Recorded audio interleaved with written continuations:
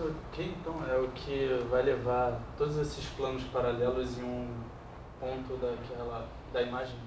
Não, o que eu espero é o seguinte, o que eu espero é que se a imagem é uma reta, deve ter aqui uma reta que é levada objetivamente nessa reta. E o espaço está fatiado assim. O núcleo está aqui, e aí eu tenho planos paralelos ao núcleo, cada um deles sendo levado num ponto aqui. Oi.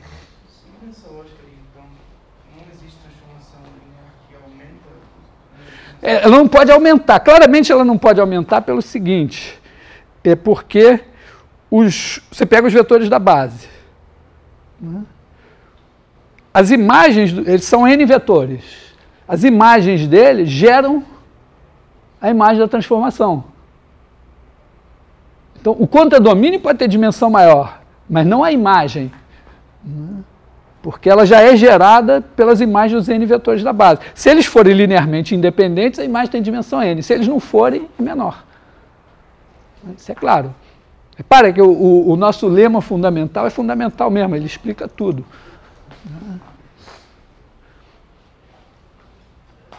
Eu não sei porque eu sou o único a chamar esse lema de lema fundamental. É claro. Professor, Oi. rapidinho, o núcleo então pega tipo um vetor U que está em R3 e leva ele no ponto zero. Não, ele não é um vetor. O núcleo é o conjunto dos vetores que vão em zero. Então, mas e se for uma transformação que leva de R3 em R3 e a dimensão da imagem seja 3? O núcleo é só o zero. Aí vai ser só tipo um ponto? Vai ser um ponto, vai ser o zero. E como é que o zero pode ser um plano? Não, o zero, eu não estou dizendo que o núcleo é um plano. O núcleo... Não, nessa situação aqui, ó, eu fiz essa hipótese que a imagem era uma reta. Então, se eu estou levando R3 numa reta, eu estou dizendo que o núcleo deve ser um plano. Você está dizendo, mas se a imagem não for uma reta, for o R3 inteiro, aí como é que o zero vai ser um plano? Não, não vai ser. Nem eu falei isso. Eu falei que seria se fosse uma reta aqui. Mas o que representa o núcleo ser um plano nesse caso? Ser um plano? Ter dimensão 2. Significa que tem um plano aqui. Significa o seguinte, ó, imagina que você faz a seguinte transformação. Vamos dar a matriz aqui. 1, 2, 3, 2, 4, 6, 3, 6, 9. X, Y, Z igual a... Vou botar aqui x1, x2, x3, y1, y2, y3. Então, quem que vai em zero? Significa que para ir em zero você precisa que x1 mais 2x1 mais 2x2 mais 3x3 igual a zero. Que 2x1 mais 4x2 mais 6x3 igual a zero. Que 3x1 mais 6x2 mais 9x3 igual a zero. Bom, primeira observação aqui. Essas três equações são a mesma. Então, esses caras são os caras que satisfazem a primeira equação, que significa que 1, 2, 3, escalar, x1, x2, x3, igual a zero. Significa que os caras que estão no núcleo são os perpendiculares a esse daqui, passando pela origem. Então, você tem o plano ortogonal a isso aqui. Porque também, a gente também pode olhar, eu não tenho enfatizado isso, né, mas você pode olhar o sistema assim, né? Cada equação aqui é a equação de um plano. Então, um plano, para satisfazer a primeira equação, tem que estar num plano. Mesmo que não passe pela origem, mesmo que não seja 0, 0, 0, seriam planos. Né? Então, você tem um plano, aí a segunda equação, outro plano. Então, questão, ó, o que é o vetor normal primeiro plano? É esse aqui. O vetor normal segundo plano é esse aqui. Se os vetores normais são essencialmente o mesmo, Então, o plano ou é o mesmo, se esses caras aqui casarem, no caso C0 sempre casa, né? Ou são planos paralelos. Então, ou o sistema já vai estar, vamos dizer, esses dois planos vão dar, essas duas equações são uma só, e tudo bem, ou elas são incompatíveis e o sistema é impossível. Com 0, 0, 0, ele sempre é possível, porque 0 sempre é a solução. Né? Então você tem um plano, vamos dizer, se não forem assim, se forem assim, você tem um plano, outro plano, já deu uma reta. Aí, os dois vetores normais estão assim. Está aqui vou até fazer essa digressão aqui, que é uma digressão crucial, né? Se você joga numa reta, por exemplo, de uma reta, então seria como se você estivesse olhando para a matriz de informação e no núcleo ela tivesse dois vetores linearmente dependentes. É. Mas pensando dessa maneira assim, né? Você tem aqui o seu sistema. Então, aqui... Porra, que merda esse giz hoje.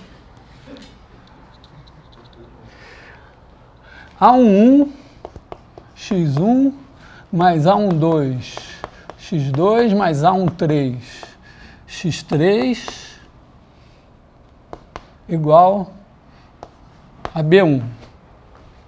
Isso é a mesma coisa que você ter A11, A21, A31, escalar x1, x2, x3, igual a B1. Então você tem esse cara daqui, é o vetor, digamos, N1, está aqui N1, está aqui o 0, e aí tem um plano aqui que corresponde aos caras, né? Qualquer cara desse plano multiplicado escalarmente por esse daqui dá o mesmo valor, né? Plano ortogonal aqui. Aí você tem a segunda equação, A21x1 mais A22x2 mais A23x3 igual a B2. Isso é outro plano. E aí o A21, A22, A23 vai dar um vetor N2. Não sei o tamanho dele. Mas já que ele é inclinado em relação ao N1, eu vou ter um plano perpendicular a ele em algum lugar, né? Digamos que seja um plano que corta aqui assim, e que vai dar uma certa interseção aqui. Então as soluções dessas duas equações vão estar numa reta aqui assim. Agora, terceiro vetor. Se ele for combinação linear desses dois aqui, o plano vai passar por essa reta. Tá? Porque, né, você vai ter assim, ó, vendo um corte perpendicular aos dois planos, quer dizer, perpendicular a essa reta aqui. Você vai ter aqui o N2, vai ter aqui o N1, aí vai ter um plano aqui perpendicular ao N1, mais aqui em cima, né? O outro perpendicular ao N2 aqui, e a nossa reta é essa aqui. Quando você tiver um vetor, digamos um vetor assim, N3, na verdade, tem duas possibilidades, né? Esse vetor, como é a combinação linear desses dois, é perpendicular a essa reta. Então, o plano perpendicular a ele, ou passa nessa reta, ou simplesmente é paralelo a ela. Então, aí, ou a solução vai ser dada pelos pontos dessa reta, ou não vai ter solução. Se, pelo contrário, o N3 não for combinação linear desses dois, aí você tem um plano que vai forçosamente cortar essa reta e vai ter uma única solução.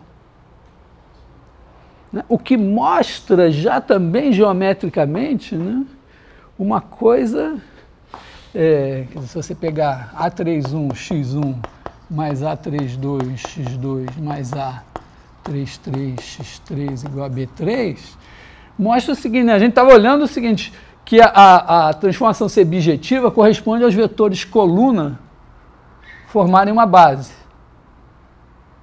Mas, pelo que a gente está vendo, esses vetores linha são os vetores normais.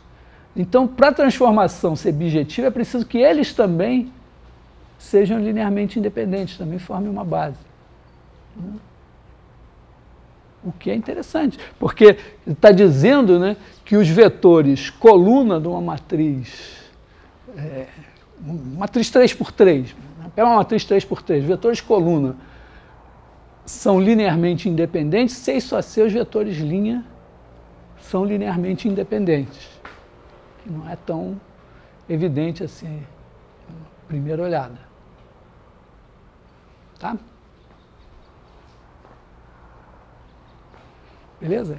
Clareou um pouco. Quer dizer, repara também o núcleo, é o seguinte, ó, olha só, isso aqui é A11, A12, A13, A21, A22, A23, A31, A32, A33, X1, X2, X3. Vou apagar aqui.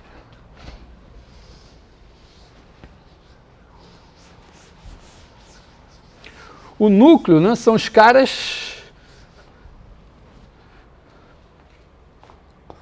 Se isso daqui for 0, 0, 0, primeiro, é preciso que isso daqui, escalar isso, seja 0, que está no primeiro plano.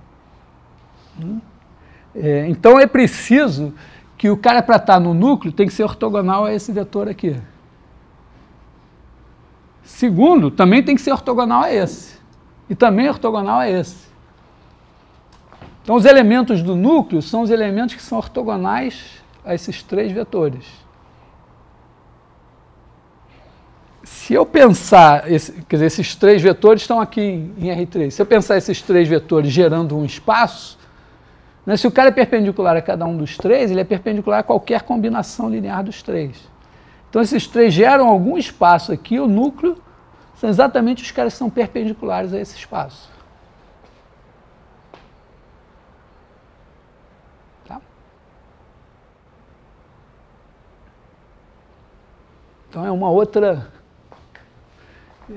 quando a gente olha para os vetores coluna, a gente olha lá para a imagem, para o contradomínio. Quando a gente olha para os vetores linha da matriz, a gente está olhando aqui no domínio, de um outro ponto de vista.